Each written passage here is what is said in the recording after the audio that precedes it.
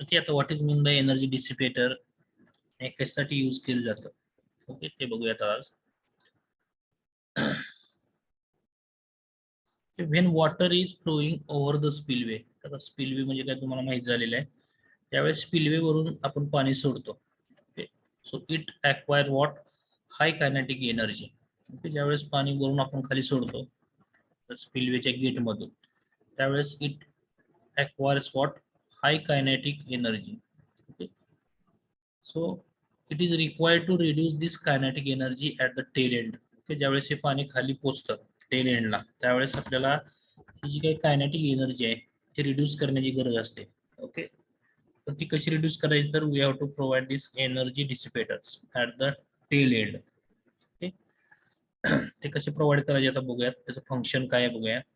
Okay, so to dissipate this huge kinetic energy of water and reduce large scale of scouring. Scouring म्हणजे काय, जे काय downstream साईडला तुमचा सरफेस असतो, डाऊनस्ट्रीम फेस, ते स्कोरिंग होऊ नये म्हणून आपण काय करतो, this energy dissipators will be provided at the tail end. Okay, so necessity काय आहे बघा त्याची. So energy dissipator in spillway is necessary to reduce or dissipate this kinetic energy of flow before it enters in the tail channel. तर tail channel म्हणजे काय, river असेल तुमचं, नाला असेल, काय असेल ते, त्याच्यामध्ये एंटर करण्याच्या आधी तुम्हाला ही कायनेटिक एनर्जी आहे त्या फ्लोची ती रिड्यूस करायची असते. Okay, so to reduce this we are going to provide this energy dissipators. Okay, त्याचे कुठले टाइप्स आहेत बघा, दोन टाइपचे dissipator, energy dissipator we are going to provide at the tail end. That is one is what hydraulic jump type, त्याला दुसरं नाव आहे स्टीलिंग बेसिन. दुसरा आहे bucket type. Okay, this kind of energy dissipators will be provided to reduce this kinetic energy of flow. Okay, when it reach to the tail end. So याचं function काय असतं बघा, function of this energy dissipator. when water flows from crust म्हणजे काय, it is top of the spillway, स्पिलवेच्या top वरून ज्यावेळेस आपण पाणी सोडतो. Okay, if the difference in upstream and downstream water level. Okay, upstream म्हणजे काय, अपस्ट्रीमची जी काय तुम्ही रिझर्वायरची टॉप लेवल आहे FRL असेल तुमची, आणि डाऊनस्ट्रीम साईडला जी काही वॉटरची लेवल आहे त्या रिव्हरची, त्याच्यामध्ये जर डिफरन्स जास्त असेल, ओके, त्यावेळेस तुमचं काय होणार आहे बघा, it possesses very high velocity, जो काय तो वॉटरचा फ्लो असणार आहे. Okay, due to this high difference जर जास्त असेल अपस्ट्रीम फेस लेवल आणि डाऊनस्ट्रीमची जी काही लेवल आहे वॉटरची, त्याच्यामध्ये डिफरन्स जर जास्त असेल, त्यावेळेस तुमचे वॉटरची जी काय व्हेलॉसिटी असणार आहे फ्लोची, that will be very high. So it will possess very high kinetic energy. Okay, so this high velocity has very high kinetic energy which can score the bed. जे काय तुमचं बेड असणार आहे खालचं डाऊनस्ट्रीम फेजचं, ते स्कोरिंग व्हायला सुरुवात होणार आहे. So hence this energy dissipators helps, हे एनर्जी डिसिपेटर काय हेल्प्स करतात, to reduce this kinetic energy of the flow. Okay, त्यामुळे तुमचं स्कोरिंग आहे ते कमी होणार आहे बेडचं. Okay, so this is what the function of the energy dissipator. Okay, आणि हे लोकेट कुठं असतं बघा, location of an energy dissipator, it is located near toe of spillway. स्पिलवेचा जो काय टो एंड आहे तुमचा, ओके, बॉटमचा, त्या ठिकाणी हे लोकेट केले जातात energy dissipator. Okay, so it can cause dangerous score, okay, of the channel bed causing the failure of spillway. So this is what the location and function of the energy dissipator. So very important part of the dam. Okay, so at the every tail end of you can find this energy dissipator. मग ते hydraulic type असतील किंवा bucket type असतील. Okay, so you have to see these types.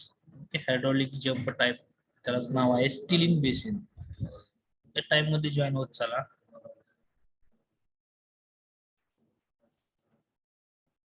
ते type काय बघूयात आपण. Okay, so first आहे तुमचं हायड्रॉलिक जम्प टाइप, त्यालाच आपण नाव देतो स्टीलिंग बेसिन्स म्हणतो. ओके, त्याच्यामध्ये दोन टाइप असतात, एक हॉरिझॉन्टल ॲप्रॉन टाइप आणि दुसरा आहे तो स्लोपिंग ॲप्रॉन टाइप.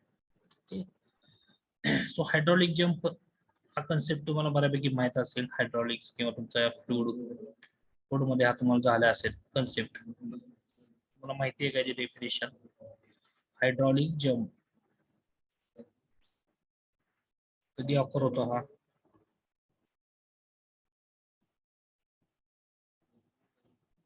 होतोय का कोणाला? What is mean by hydraulic jump?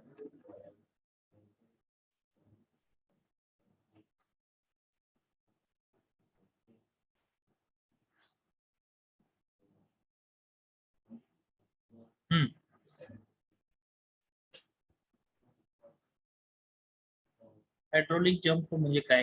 When it will occur?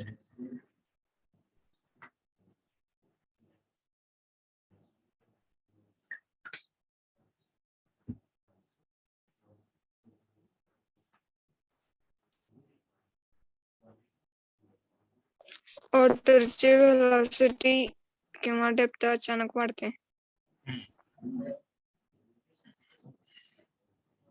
Condition असते त्यावेळेस. फ्लोचा कुठला टाईप असतो? Open channel flow.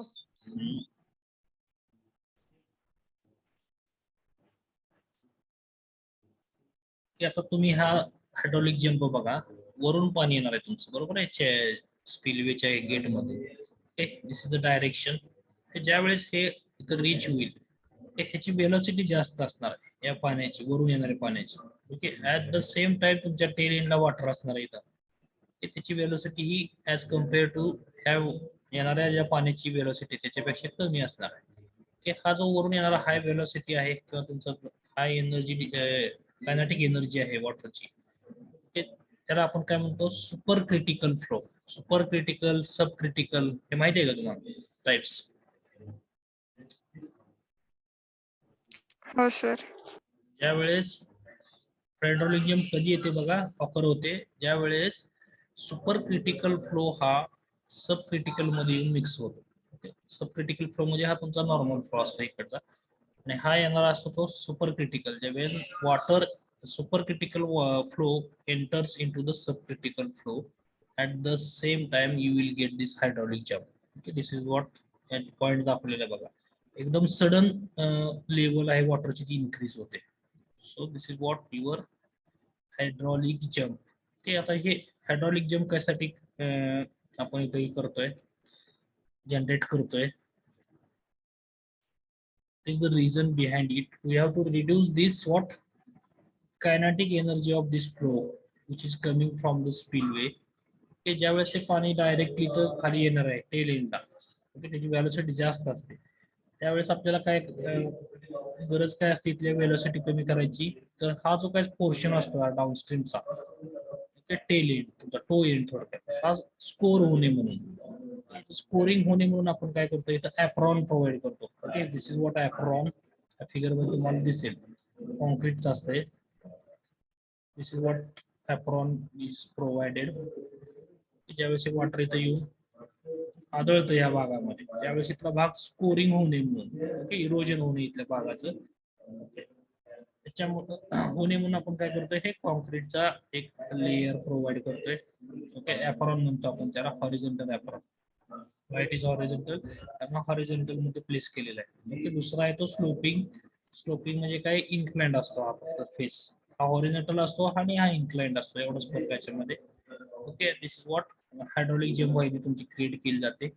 Okay, hydraulic jump इथं ऑकर होते because of what? Change in velocity or you can say energy. Okay, high energy वरून तुमचं काय होतं इथं? हाय म्हणजे सुपर क्रिटिकल फ्लो असतो, त्याचं कन्वर्जन सब क्रिटिकल मध्ये होतं. At that time you will get this hydraulic jump. त्याचं मेन एम काय आहे? तर you have to reduce this velocity of the flow or you can say kinetic energy by providing such type of arrangement. Okay, horizontal approach.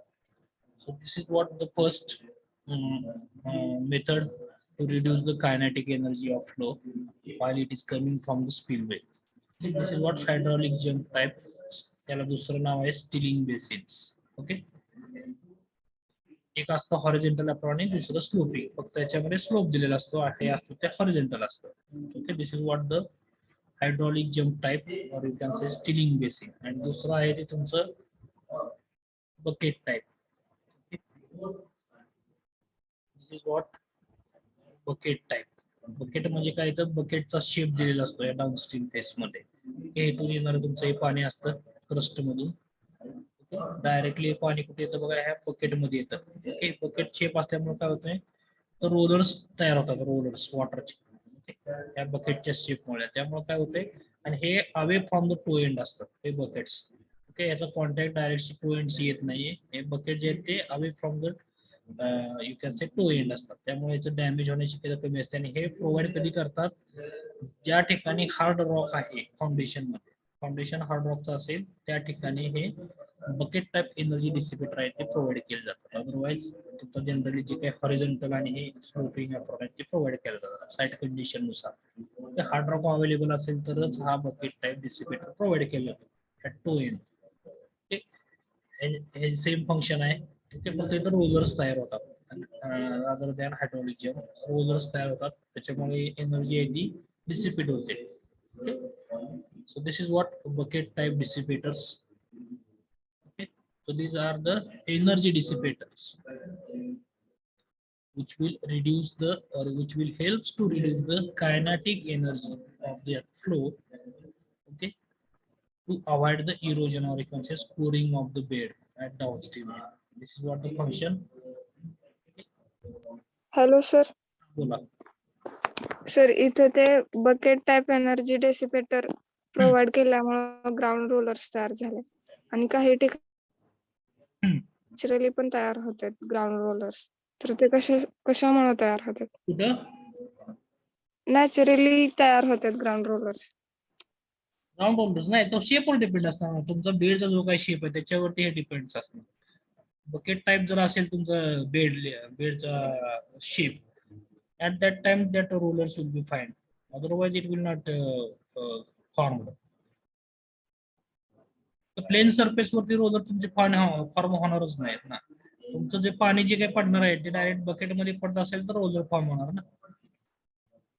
Otherwise direct hydraulic jump तुम्हाला बघायला मिळेल. हे इथं आहे असं, ह्या डायग्राम मध्ये तुम्हाला दिसते हायड्रॉलिक जंप. ही नॉर्मल लेवल असते, इथून डायरेक्ट पाणी असं वरती जायला लागणार आहे फक्त. सडन चेंज इन वेलोसिटी झाल्यामुळे हायड्रॉलिक जंप तुम्हाला भेटेल. ही वेलोसिटी कमी असते ऍज कम्पेअर टू द येणाऱ्या पाण्याच्या वेलोसिटी पेक्षा. त्यावेळेसच तुमचे हायड्रॉलिक जंप बघायला मिळते.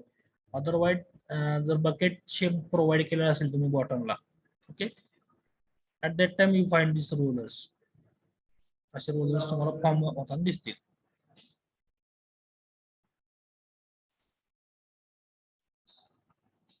Okay, so this is what energy dissipators. Okay, next आपलं काय आहे बघा आता सिलेबस मध्ये माझ्या मते गॅलरीज असतील आता. Okay, we have to see the galleries. This is the map. Okay, force acting मधली प्रोफाइल बघितलं आपण. Okay, then we have to see the galleries. Okay, galleries कासाठी प्रोव्हाइड करायचे ते बघूया त्या ऍप मध्ये. Okay, so gallery is what?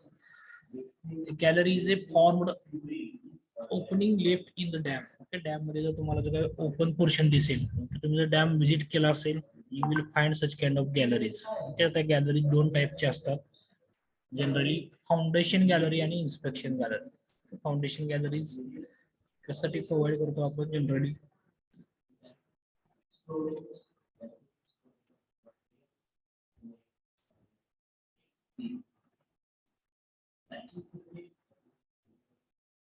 काय असतं फंक्शन जनरली तुम्हाला सांगता येईल का?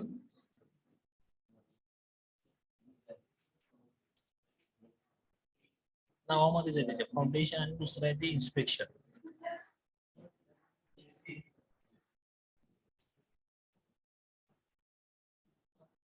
These are runs transverse or you can say longitudinal direction. Okay, or run horizontally or on the slope. Okay, this is the what direction of these galleries where they are providing in the dam. The shape वेगवेगळ्या शेपच्या galleries provide करतात. Rectangular shape असतो diagram मध्ये तुम्हाला दिसेल इथं. This is the rectangular shape. नंतर oval shape असतो. This is oval shape. Walkway हा this is the roadway for inspection of. हे इन्स्पेक्शन साठी प्रोव्हाइड करतात. आता इन्स्पेक्शन साठी रोडवे कशासाठी प्रोव्हाइड करतो आपण, इन्स्पेक्शन नक्की काय करतो आपण, ट्रॅक वगैरे डेव्हलप झालेले आहेत का, कुठं सीपेज येत आहे का, पाणी लीक आहे का, हे बघण्यासाठी ह्या इन्स्पेक्शन गॅलरीज प्रोव्हाइड केलेल्या असतात. आणि फाउंडेशन मध्ये काय प्रॉब्लेम आहे का, फाउंडेशन मध्ये कुठं सिपेज होतंय का water, that should be seen. आतलं प्रेशर किती आहे, टेम्परेचर किती आहे, हे सगळं तिथं काय बघितलं जातं. ते इन्स्ट्रुमेंट असतात ते पर्टिक्युलर. त्यासाठी हे गॅलरीज आहेत ते foundation as well as above the foundation म्हणजे इन्स्पेक्शन गॅलरीज. जनरली त्यासाठी क्रॅक कुठं पडलेत का, क्रॅक्स आहेत का, सिपेज होतंय का वॉटर, कुठे डॅमेज झालेले आहेत का. सो त्यासाठी ह्या गॅलरीज आहेत ते प्रोव्हाइड केलेले असतात. जनरली वेगवेगळ्या शेप मध्ये असतात, rectangular, oval shape, okay, circular galleries सुद्धा असतात. Okay, so all these corners should be rounded so that stress concentration is minimum. Okay, हे जे कॉर्नर्स असतात त्या प्रत्येकाचे, ते तुम्ही जर हे पाहिलं म्हणजे दोन जिथं जॉईंट येतात तिथं काय केलेलं असतात, हे त्यांना रादर दॅन प्रोव्हाइडिंग काय म्हणतो चॅम्प, काय म्हणतो आपण त्याला, ऑटोकॅड मध्ये एक कमांड आहे बघा, chamfer. Chamfer. Okay, chamfers will be provided. So chamfer का प्रोव्हाइड केलाय तर स्ट्रेस डिस्ट्रीब्युशन आहे ते इव्हन होतं इथं, स्ट्रेस कॉन्सन्ट्रेशन मिनिमम होतं. हे जर डायरेक्ट 90 डिग्री मध्ये कनेक्ट केलं तर स्ट्रेस कॉन्सन्ट्रेशन ह्या पॉईंट वरती वाढतं. So to avoid the stress concentration you have to provide such shapes. Okay, you have to corners, you have to rounded. Okay, round corners will be provided. Okay, anywhere you can see this rounded. So this is what a galleries.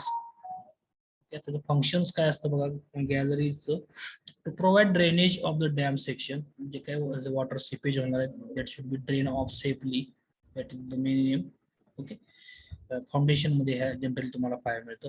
Okay, foundation galleries मध्ये to provide facilities for drilling and grouting operation, drilling आणि ग्राउटिंगच्या operation साठी such galleries will be used. Okay, for foundation.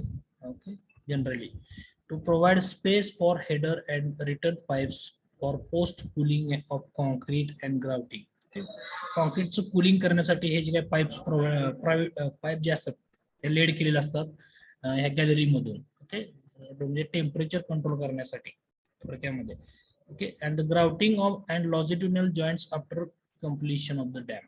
Okay, dam मध्ये वेगवेगळ्या प्रकारचे joints असतात, construction joints. Okay, longitudinal joints असतात. Okay,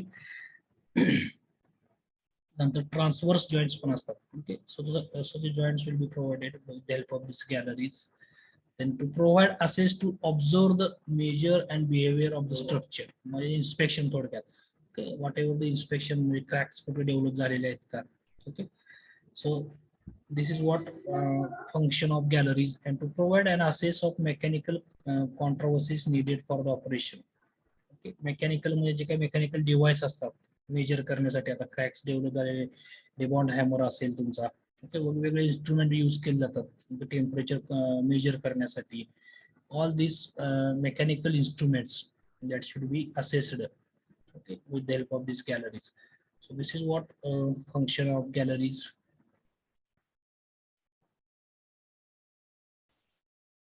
नंतर तुमचं त्यामध्ये जॉईंट्स असतात, टाइप्स ऑफ जॉईंट्स. तर डॅम लेंथ जास्त असल्यामुळे आपल्याला प्रत्येक ठिकाणी हे जॉईंट्स प्रोव्हाइड करावे लागतात. ओके, जॉईंट्स हे कन्स्ट्रक्शन जॉईंट्स आणि कॉन्ट्रॅक्शन जॉईंट्स, दोन टाइपचे मेन जॉईंट्स असतात. Okay, while constructing such type of huge dams you will use these types of joints. Okay, परत कॉन्ट्रॅक्शन मध्ये दोन टाइप्स असतात, ट्रान्सफर आणि लॉजिट्युडिनल. ओके, डिटेल्स मध्ये बघूयात. कन्स्ट्रक्शन जॉईंट्स म्हणजे काय बघा, construction joints are provided for is in construction of the dam. Dam step by step construction असतं, त्यामुळे हे जॉईंट्स आहेत ते प्रोव्हाइड केले असतात कन्स्ट्रक्शनचे. They also permit systematic, convenient and economical construction of the dam. Okay, then these are the horizontal joints. Construction joint हे horizontal असतात. ओके, डायरेक्शन जे असते ते horizontal along the length, you can say length of the dam. This the thickness of each layer of concrete. Okay, याची thickness जी असते joint ची should not be more than 1.5 meter. Okay, that should be MCQ साठी येऊ शकतं. You can note this. Okay, the thickness of each layer of concrete should not be more than 1.5 meter, and the thickness of the first layer, first layer जी असेल ते कॉन्क्रीटची rock फाउंडेशनच्या वरची जी काही फर्स्ट लेअर असते that is your first layer.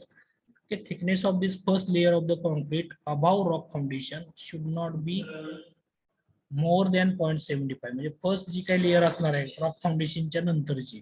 Okay, that should not be more than 0.75 meter. Okay, this is about construction joints आणि contraction joints म्हणजे काय बघा.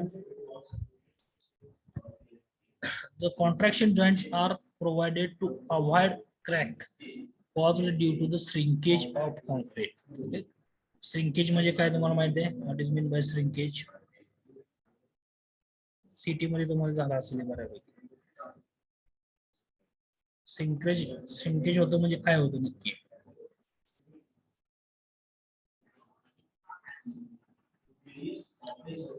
हे कन्सेप्ट तुम्हाला माहित असणं गरजेचं आहे as a civil engineer. Shrinkage of concrete नक्की काय होतं प्रॅक्टिकली?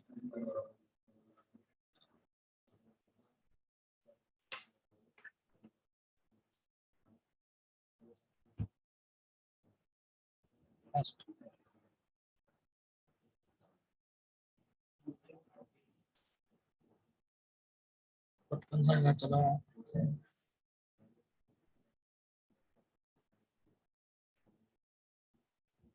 श्रिंकेज होतं म्हणजे काय होतं? कॉन्क्रीट मध्ये क्रॅक डेव्हलप होतो. क्रॅक्स. श्रिंकेज विचार मी क्रॅक डेव्हलप होतात तर ठीक आहे, श्रिंकेज मुळे होतात. श्रिंकेज म्हणजे काय?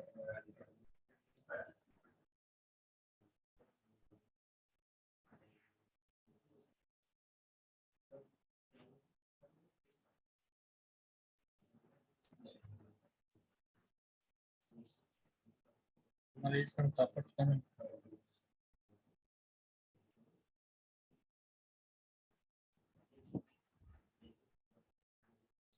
कॉन्ट्रॅक्शन म्हणजे काय मराठीत कळलं पाहिजे मला. कॉन्ट्रॅक्शन नावामध्येच असतं ते. नाव स्पेलिंग जर तुम्हाला त्याची मराठी अर्थ कळली तर तुम्हाला लक्षात राहता येईल, ठेवता येईल लक्षात. कॉन्ट्रॅक्शन म्हणजे काय?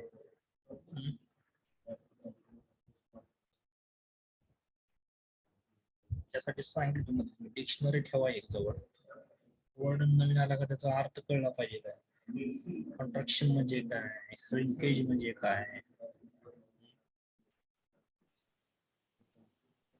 आय थिंक सर आकुडून घेणे म्हणजे आकुंचन पावणे.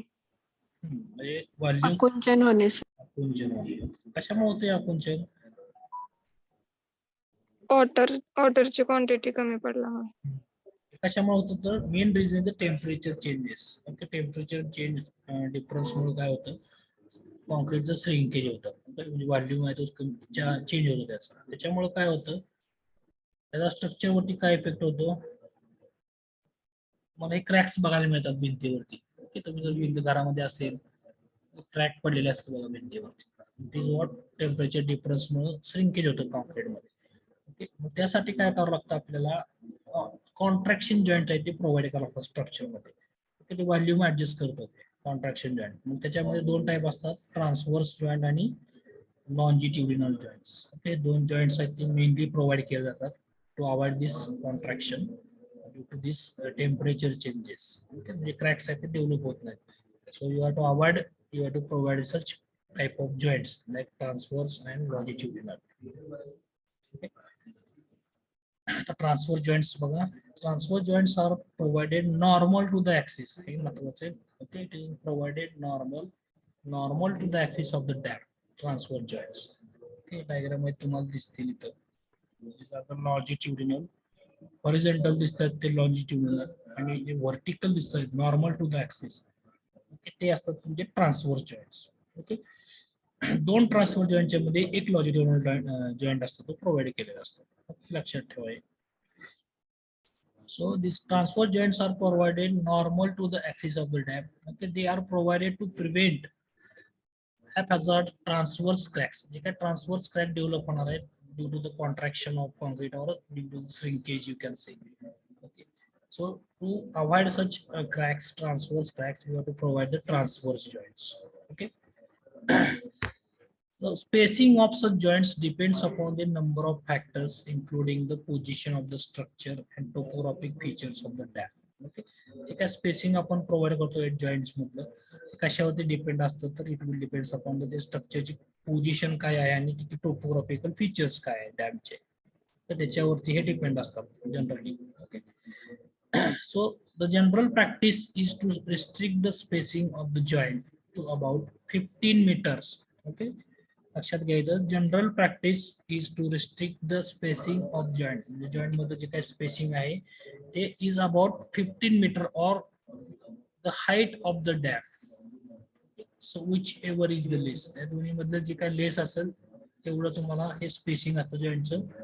ओके, इन प्रॅक्टिस तुम्हाला हे प्रोव्हाइड करावं लागतं. ओके, हे तुम्हाला डायरेक्ट एवढं काय डिटेल्स मध्ये नाही, फक्त हे माहितीसाठी आहे. ओके, एवढं काय घाबरू नका. Okay, so these joints extend entirely through the structure.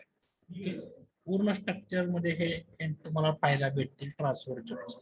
Okay, कसे असतात, नॉर्मल टू द ऍक्सिस. या डायग्राम मध्ये तुम्हाला मी दाखवलं. Throughout the dam section मध्ये तुम्हाला हे दिसते. Okay, transfer joints is normal to the axis. Okay, axis असा असतो, त्याला हे नॉर्मल मध्ये 90 डिग्री मध्ये तुम्हाला पाहायला भेटतील. ओके, नेक्स्ट आहे तुमचा लॉजिट्युडिनल जॉइंट्स. ओके, लॉजिट्युडिनल म्हणजे काय, along the length of the dam. Okay, parallel थोडक्यात. So these are provided parallel to the axis. Okay, parallel असतात, म्हणजे काय, तुमचा हा ऍक्सिस असतो, ऍक्सिसला हे बरोबर लॉजिट्युडिनल जॉइंट्स असतात, ते पॅरलल म्हणजे normal to the transfer joint थोडक्यात. Okay, so this longitudinal cracks may coincide closely with the planes of maximum shear stress. आता maximum shear stress म्हणजे काय, shear stress कधी डेव्हलप होतो, when you will find the shear stress. हे concept तुम्हाला माहित असणं गरजेचं आहे. shear stress, compressive stress.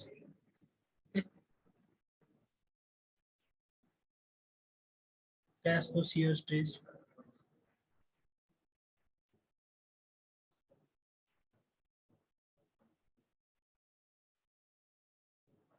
shear stress along the length असतो का नॉर्मल टू द लेंथ असतो स्ट्रक्चर? हे सगळं माहित असतं पहिलं तुम्हाला कन्सेप्ट. स्ट्रेस डिस्ट्रीब्युशन हे तुम्हाला शिकलं असेल डिझाईन मध्ये. डिझाईनचे जे काही सब्जेक्ट आहेत तुमचे, शियर स्ट्रेस डिस्ट्रीब्युशन डायग्राम शिकताय का नाही तुम्ही? Sir no? Yes sir. जे माहित असलं पाहिजे तुम्हाला नेचर कसं असतं ते शियर स्ट्रेस. परत कॉम्प्रेसिव्ह स्ट्रेस म्हणजे काय असतो हे तुम्हाला कळणं गरजेचं आहे बरं का. कन्सेप्ट बघा, पुस्तकाचा रेफरन्स बुक वापरत चालत जाणार थोडस. सो लॉजिट्युडिनल डॅमचं मेन फंक्शन काय बघा, हे पहिल्यांदा कुठं प्लेस केले असतात तर दोन ट्रान्सफर जॉइंट्स. हे ट्रान्सफर जॉइंट म्हणजे वर्टिकल असतात, नॉर्मल टू द ऍक्सिस. याच्या दोन्हीच्या मध्ये तुम्हाला हा लॉजिट्युडिनल जॉइंट आहे तो पाहायला भेटेल. Okay, so this longitudinal joints run between this two adjacent transverse joints. Okay, दोन ऍडजसंट ट्रान्सफर जॉइंट दिसतात, त्याच्यामध्ये तुम्हाला हा लॉजिट्युडिनल जॉइंट्स आहे तो पाहायला मिळेल. Okay, and are thus it is not continuous. Okay, हे जर तुम्ही पाहिलं ट्रान्सफर जॉइंट कसे असतात, हे कंटिन्युअस असतात, पण हे लॉजिट्युडिनल जॉइंट्स आहेत ते अल्टरनेट प्रोव्हाइड केलेले असतात. ओके, तुम्हाला असं स्ट्रेट लाईन मध्ये दिसणार नाहीत कधी. Okay, so this is what it will reduce the what shear stress. Shear stress आहे ते मिनिमम ठेवण्यासाठी हे अरेंजमेंट तुम्हाला पाहायला भेटते. So they are continuous in vertical plane. Okay, vertical plane मध्ये तुम्हाला हे कंटिन्यू दिसतील. Okay, dividing the dam into the number of blocks. Okay, number of block मध्ये, नंबर ऑफ ब्लॉक मध्ये तुम्हाला दिसेल. सो मेन एम काय, तर हे नंबर ऑफ ब्लॉक मध्ये डिवाइड करतात. Okay, dam. So this is what function of longitudinal and transverse joints. Okay, फार महत्वाचे जॉइंट्स असतात ते, कारण हे स्ट्रक्चर असतं ते लांब असतं, भरपूर लेंथ भरपूर असते, त्यामुळे हे जॉइंट्स तुम्हाला भरपूर बघायला मिळतील. Okay, it will divide the dam into number of blocks. Okay, so this is what the joints you can find in the dams. Okay. तर नेक्स्ट कन्सेप्ट आपला राहिला होता हाय आणि लो डॅम. ओके, आपण प्रोफाईल बघितलं कुठलं, थेरॉटिकल आणि तुमचं practical profile. Okay, theoretical profile कसा असतो शेप, लास्ट लेक्चर मध्ये आपण पाहिलं होतं. इलिमेंटरी म्हणजे थेरॉटिकल प्रोफाईल आणि प्रॅक्टिकल प्रोफाईल बघितले होते की नाही डॅमचे. थेरॉटिकल प्रोफाईलचा कसा असतो शेप,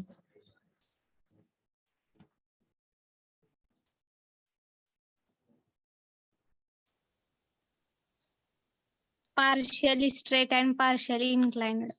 थेरॉटिकलचा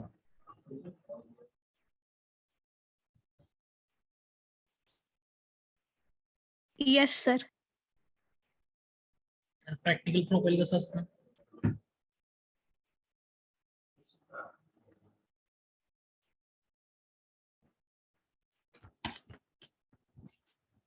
प्रॅक्टिकल प्रोफाईल कसं असतं?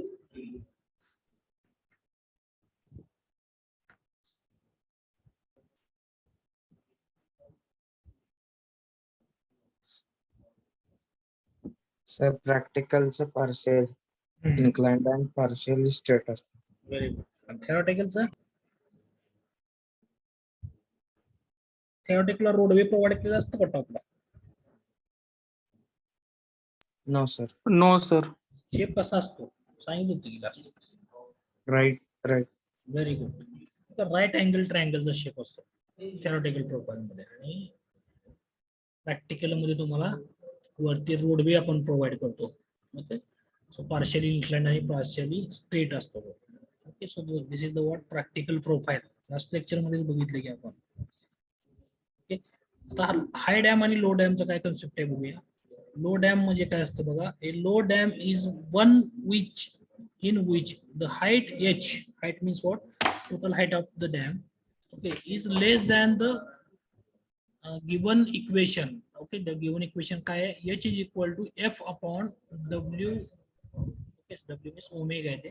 Okay, w into bracket rho plus 1.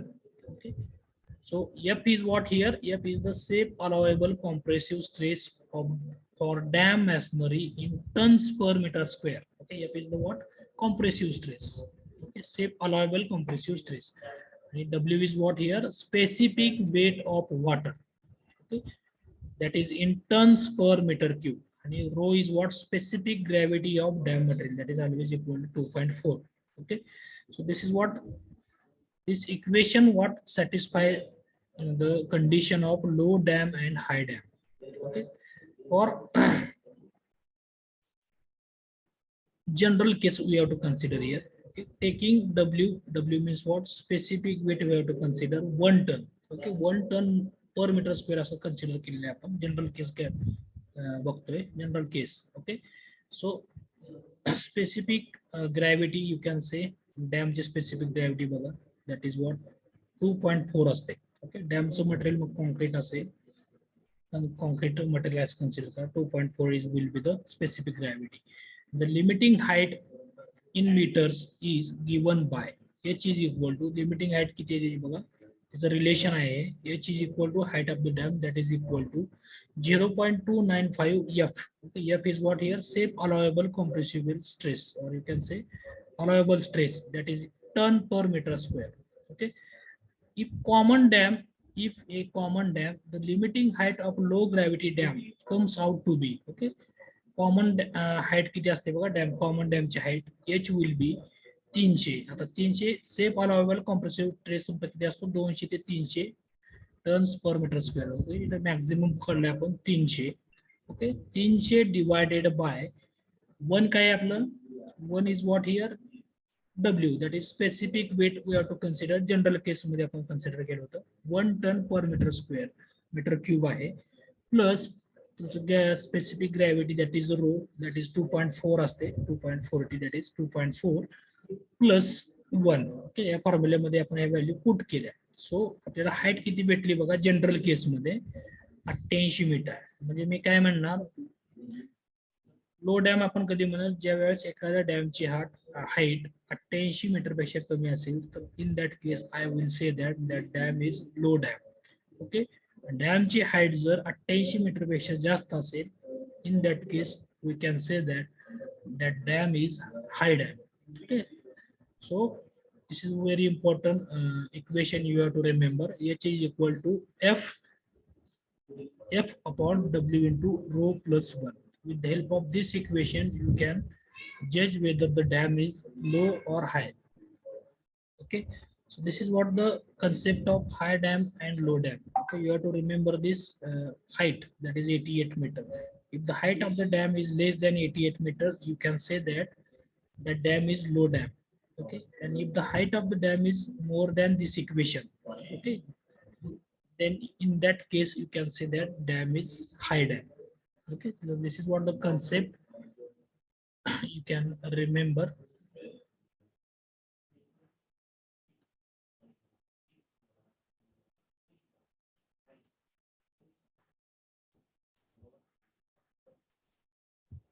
Okay, this is what the difference. If the height of the dam is equal or greater than 88 meter, it is called as high dam.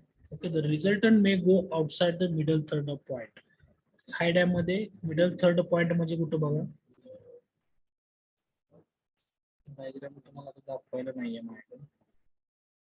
Last lecture मध्ये आपण बघितलं होतं resultant कसा pass होतो. तर तो middle थर्डच्या आतमध्ये असेल तर लो डॅम असतो आणि मिडल थर्डच्या आउटसाइड गेला. ओके,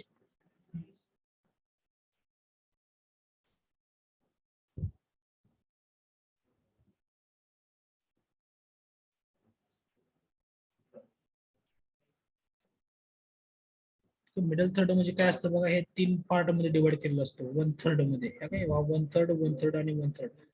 ओके, ह्या मिडल पोर्शन मध्ये जर राहिला रिझल्टंट तर तो असतो लो डॅम. ओके, रिझल्टंट जर 1/3च्या पुढे गेला म्हणजे इकडे लास्ट इक्वेशन मध्ये गेला तर तो असतो तुमचा high dam. Okay, resultant force this is R. Okay, this is the weight of the dam.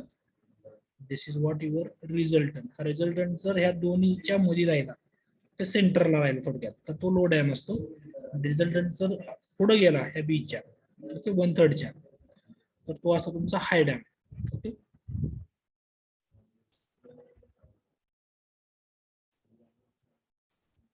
so maximum compressive stress may exceed to the permissible stress limit. Okay, permissible limit च्या पेक्षा exceed होऊ शकतो तुमचा जो maximum compressive stress असेल F. Okay, that should be exceed this permissible limit. Okay, then upstream phase of the dam given a slope for lower portion of the dam height to maintain the resultant in middle third portion. So upstream phase ला आपण जे काय slope provide करतो, आपण काय केलं होतं इथं बघा,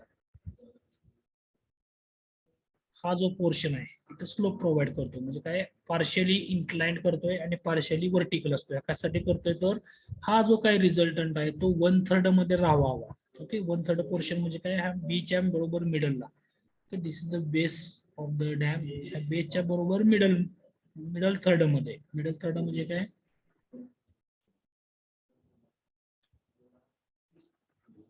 मिडल थर्ड म्हणजे काय ते सांगतो. हा बी तुमचा आहे बेस.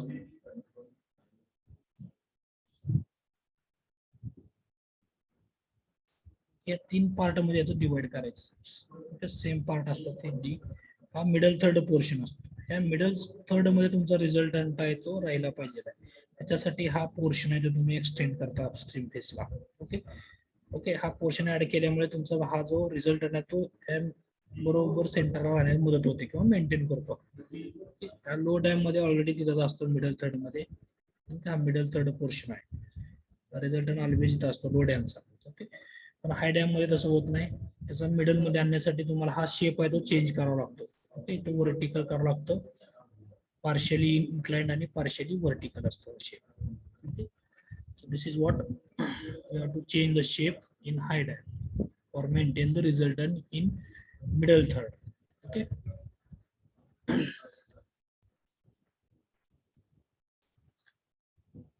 so low dam म्हणजे काय बघा, if the height of the dam is less than 88 meter then we can say that the dam is low dam. Okay, the resultant passes through the lower middle third point. सांगितल्याप्रमाणे maximum compressive stress does not exceed it. maximum compressive stress तो exceed होत नाही permissible limit पेक्षा.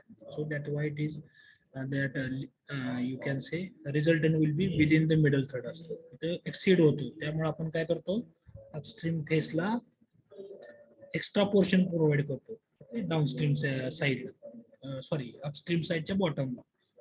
Okay, so this is what high dam आणि low डॅमचा concept आहे. त्याचा difference आहे. डिफरन्स जर विचारला तुम्हाला काय थेअरीचं नाहीये, थेअरीमध्ये हा क्वेश्चन हा कसा असतो, difference between high dam and low dam. Okay, so high dam म्हणजे काय आता सांगितलं मी, gravity dam is said to be high when its height in meters is more than this equation. Okay, more than equation मध्ये किती येते, general केस consider केली तर 88 मीटर. ओके, 88 मीटर पेक्षा जास्त असेल तर हाय dam.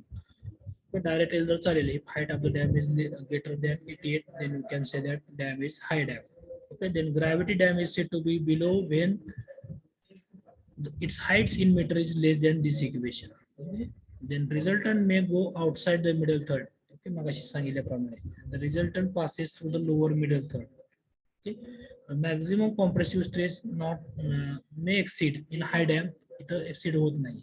Okay, maximum compressive stress. This is the profile of this low dam and high dam.